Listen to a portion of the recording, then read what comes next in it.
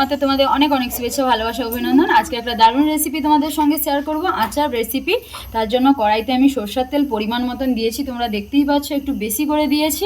লঙ্কা ফোড়ন আমি পরিমাণ মতন দিয়েছি, তোমরা বেশি করেও দিতে পারো। 5 ফোড়ন বড় চামচের 1 চামচ দিচ্ছি এর মধ্যে।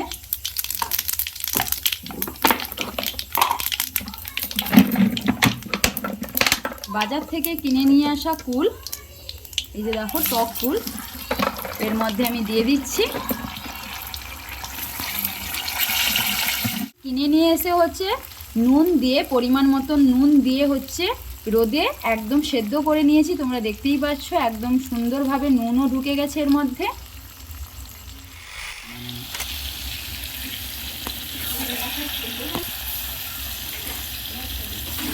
এর মধ্যে হচ্ছে পরিমাণ মতন আমি চিনি দিয়ে দিচ্ছি, বড় বাটির 1 বাটির মতনই চিনি দিচ্ছি। তোমরা চাইলেও 2 বাটির কাছাকাছি দিতে পারো, কারণ প্রচণ্ড টক। তো আমি হচ্ছে 2 বাটির মতন হচ্ছে চিনি দিয়েছি। তোমরা চাইলে আরও একটু বেশি দিতে পারো, কারণ টক কুল প্রচণ্ড পরিমাণ টক, তো তার জন্য তোমরা চাইলে 2 বাটির বেশিও চিনি দিতে পারো। তো দেখতেই পাচ্ছ কেমন তেল বেরিয়ে পড়েছে।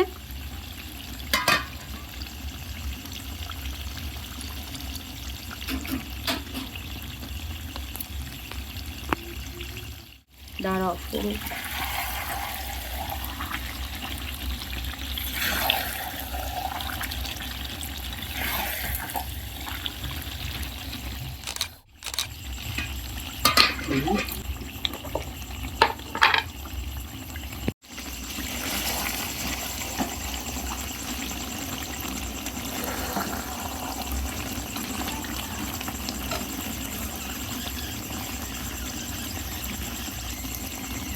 এর মধ্যে হচ্ছে আমি গোটা শুকনো লঙ্কা ভালো করে রোদে দিয়ে হচ্ছে গুঁড়ো করে রেখেছি অনেকটা পরিমাণ।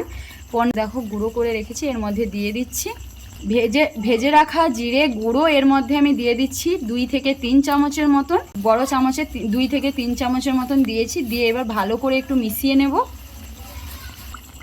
তো এই যে দেখতেই পাচ্ছ কুলের আচার একদম রেডি।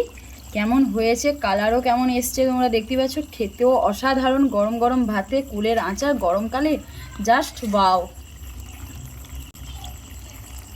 তো আরেকটু হবে, হয়ে যাওয়ার পরে তোমাদেরকে দেখাবো আরও। আমি আর কোনো গার্নিশ করলাম না, কড়াতেই তোমরা দেখতে পাচ্ছ কেমন হয়েছে। তো আরেকটু হবে, 5 থেকে 10 মিনিট আমি আরেকটু করে নেব। তারপরে এটা নামিয়ে ঠান্ডা করে কাঁচের জারের মধ্যে আমি রেখে দেবো। তো এই ভিডিও যদি তোমাদের ভালো লাগে, এই আচার রেসিপি যদি তোমাদের ভালো লাগে, তাহলে অবশ্যই একটু লাইক শেয়ার কমেন্ট সাবস্ক্রাইব করে নিও, তাহলে নতুন ভিডিও তোমরা দেখতে পাবে।